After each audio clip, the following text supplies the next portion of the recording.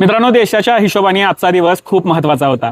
कारण कॉक्रोच जनता पार्टीचा पहिला मोठा जमिनीवरचं आंदोलन झालेलं आहे. आता याला कॉक्रोच जनता पार्टीचं आंदोलन न म्हणता मी याला भारतातील तरुणांचा, जेनझी तरुणांचा पहिला मोठा असा आवाज म्हणेन. जो आवाज सरकारपर्यंत पोहोचला नाही पोहोचला हा नंतरचा विषय आहे. हे आंदोलन यशस्वी होईल न होईल, झाला नाही झाला हा नंतरचा विषय आहे.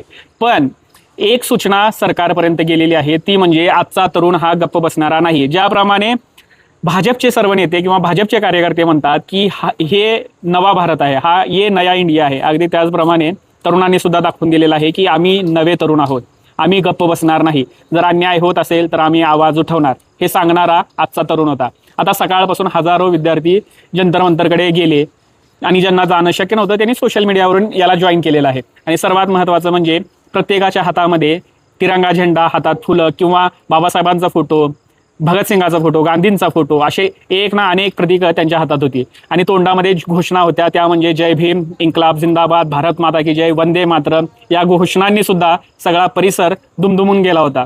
आता खरं पाहायला गेलं ना, या आपल्या झोपलेल्या व्यवस्थेला जागा करण्यासाठी या आवाजाची खूप गरज होती.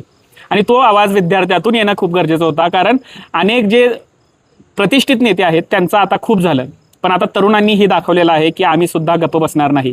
पण या सर्वांमध्ये समर्थक जितक्या प्रमाणात आले होते तेवढ्याच प्रमाणामध्ये किंवा या आंदोलनाला बदनाम करण्यासाठी हे कट्टर भाजपचे असतील किंवा बजरंग दलाचे असतील, त्याचबरोबर श्रीराम सेनेचे हे कार्यकर्ते सुद्धा आतमध्ये घुसले. आणि त्याच्यानंतर ना त्यांनी प्रयत्न केला की हे आंदोलन कसं पाडण्यात येईल किंवा कसं पडेल.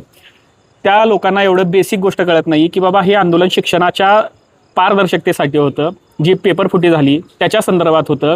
त्याच्यामध्ये जे आत्महत्या केलेले युवक आहेत, तरुण आहेत, तरुणी आहेत, हे हिंदूच होते. म्हणजे परीक्षा कोणती जात बघून किंवा धर्म बघून घेतला जात नाही, एवढी अक्कल या लोकांना नाही आहे. आता त्या लोकांनी तिथं जमलेल्या प्रत्येक लोकांना जिहादी म्हणलं, पाकिस्तानी म्हणलं, देशद्रोही म्हणलं, त्यांची कीव करावीशी वाटते. आणि मला असं त्यांना जबाब विचारावंसं वाटतंय की खऱ्या अर्थानं नीट पेपरवर आरोप करणारे लोक देशद्रोही आहेत आणि राष्ट्रद्रोही आहेत. त्यांना देशाची प्रगती बघवत नाही, त्यांना देशाची अधोगती बघायची आहे. म्हणून ते अशा महत्त्वपूर्ण मुद्द्याला किंवा आंदोलनाला विरोध करताना दिसतात.